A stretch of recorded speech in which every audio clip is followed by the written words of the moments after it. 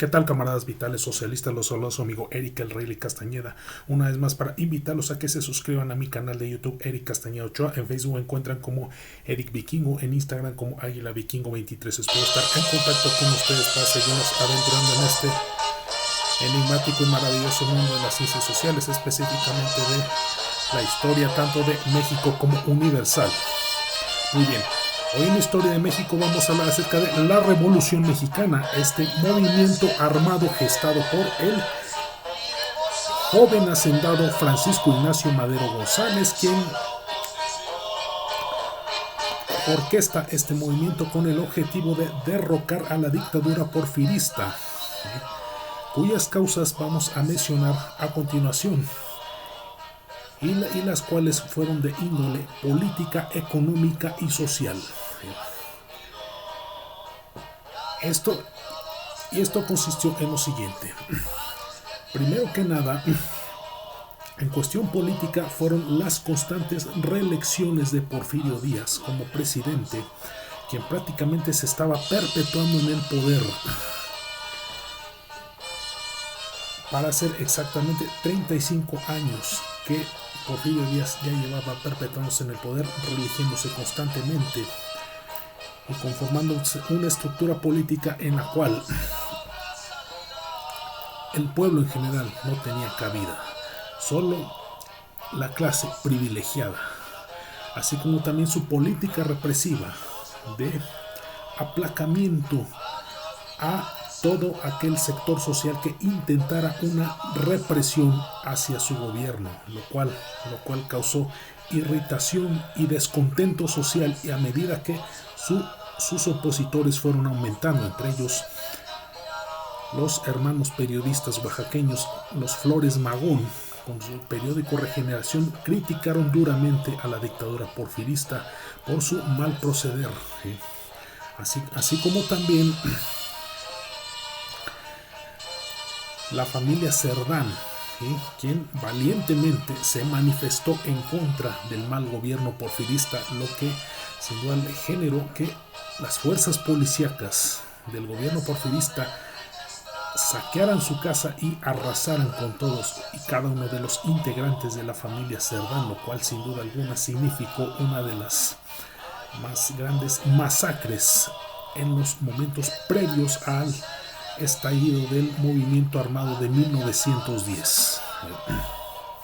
Y como les decía, es importante destacar cómo en diversos ámbitos, tanto en político, social como económico, fueron sin duda alguna, como dijera el buen Girafales, la causa, motivo, razón o circunstancia que sin duda alguna motivó y detonó este movimiento, que sin duda alguna significó la tercera transformación del país, el movimiento revolucionario.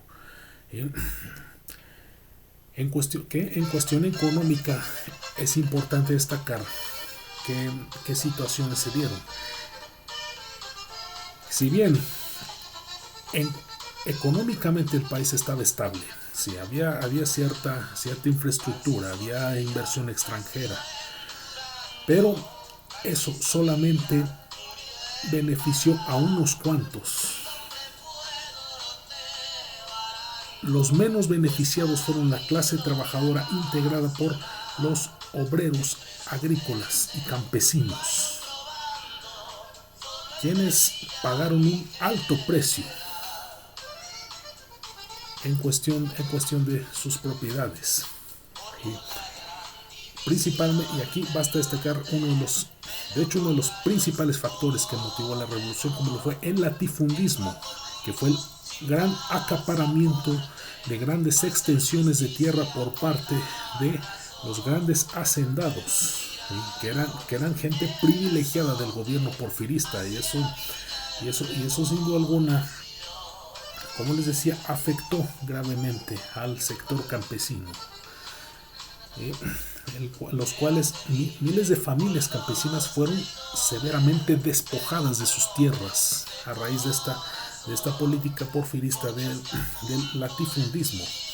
Y es que, de hecho, en la época colonial se les había otorgado ciertas mercedes de tierra inclusive, de hecho hay datos que incluso en Morelos, que de hecho fue una pieza fundamental por el levantamiento del joven campesino Emiliano Zapata. En Morelos se tienen registros de que incluso el propio Carlos V otorgó mercedes de tierra a los campesinos, y eso permitió sin duda alguna la formación de ejidos. Pero a raíz de la guerra de reforma, ¿sí?, Lerdo de Tejada declaró esas propiedades como baldías, y es por ello que las expropia. Ya una vez llegando Porfirio Díaz al poder, esas tierras pasaron a manos de los caciques y sobre todo los grandes hacendados, los grandes terratenientes, que aplicaron entonces lo que es el latifundismo, despojando a los campesinos de sus pequeñas extensiones de tierra, agravándoles su situación económica, en la cual se vieron severamente afectados. Y una de las familias afectadas fue la de este joven campesino morelense Emiliano Zapata Salazar, quien sería una pieza fundamental en el movimiento revolucionario. Entonces esta situación, como les decía, fue severamente caótica para, les decía, la clase trabajadora, que es importante destacar en este sentido que fue tan grave su situación que tuvieron que ir a buscar trabajo de peones en las tierras que pudieran ser de su propiedad, que ellos mismos pudieran sembrar y cultivar. Y es que todas esas extensiones territoriales abarcadas por los latifundistas eran propiedades totalmente improductivas, más improductivas que incluso los propios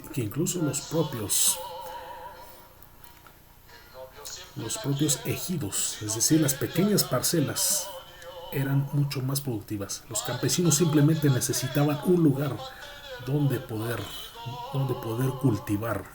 Desgraciadamente no fue así, porque si realmente querían cultivar en esas tierras, así que les aplicaban la del feudalismo, que era pagar por el uso de esas tierras, y en ese sentido se vieron terriblemente afectados económicamente, por lo que tuvieron incluso que emigrar a la ciudad en busca de mejores oportunidades de trabajo. Eso fue una situación verdaderamente estremecedora en cuestión económica, como el sector campesino se vio severamente afectado por las políticas públicas del gobierno porfirista. En cuestión social, este gran detonante que fueron las huelgas de Cananea y Río Blanco en el periodo porfirista.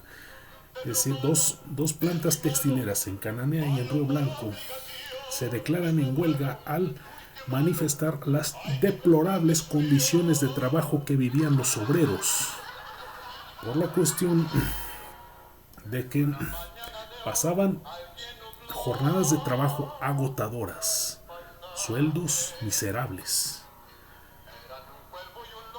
y condiciones de trabajo verdaderamente precarias.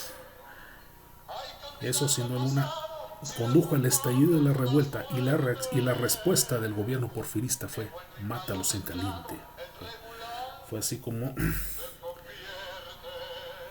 el gobierno porfirista reprime uno de los principales detonantes del movimiento revolucionario, estas huelgas, encarcelando a los líderes principales, entre ellos Manuel Diegues, y asesinando a gran parte de los campesinos, de los obreros manifestantes. Los líderes fueron hechos prisioneros en San Juan de Ulúa, mientras que los obreros manifestantes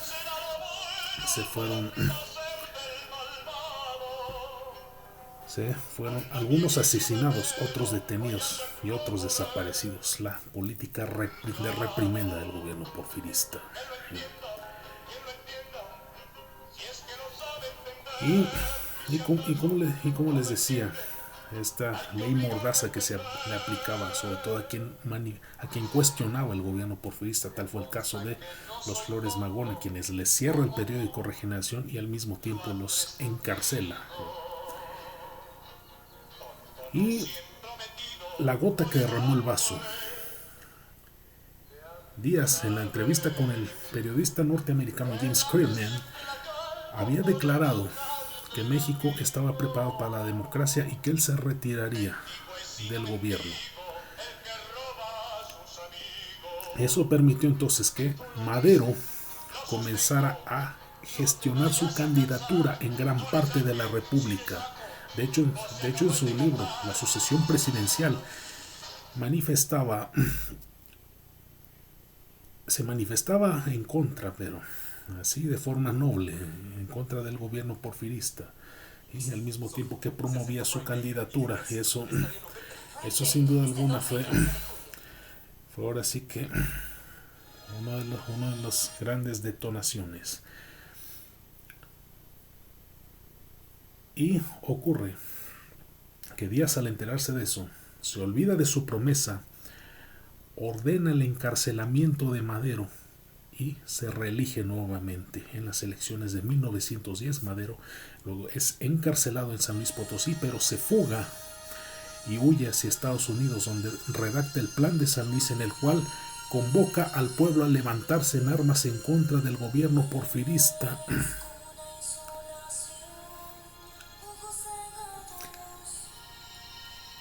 A levantarse en armas en contra del gobierno porfirista. Y convoca al sufragio efectivo, no reelección, que de hecho no fue frase de Madero. Ya esa frase venía desde la Constitución del 57, cuando Álvarez se manifiesta contra Santa Ana. Luego Díaz lo utiliza en el plan de la Noria para manifestarse en contra de Juárez. Y ahora Madero lo utiliza en contra de Díaz por sus constantes reelecciones. Entonces, con ello estalla entonces el movimiento armado el 20 de noviembre de 1910, con el cual finalmente el pueblo se levanta en armas en contra del gobierno de Díaz. Y con ello Díaz se vio obligado a renunciar a la presidencia de la República. Con ello Díaz no solo renuncia, sino que abandona el país y se va a Francia a bordo del buque Ipiranga a pasar sus últimos años de vida. Y una vez estallando la revolución, se nombra de interino a Francisco León de la Barra, porfirista, por cierto, y se convoca nuevamente elecciones, resultando ganador Francisco Madero, que se convierte en presidente de la República. Y es así como dio inicio este movimiento armado de 1910, la Revolución Mexicana. Eso es todo. Muy bien, saludos. La trova es vida. Te vas Alfonsina vestida de mar.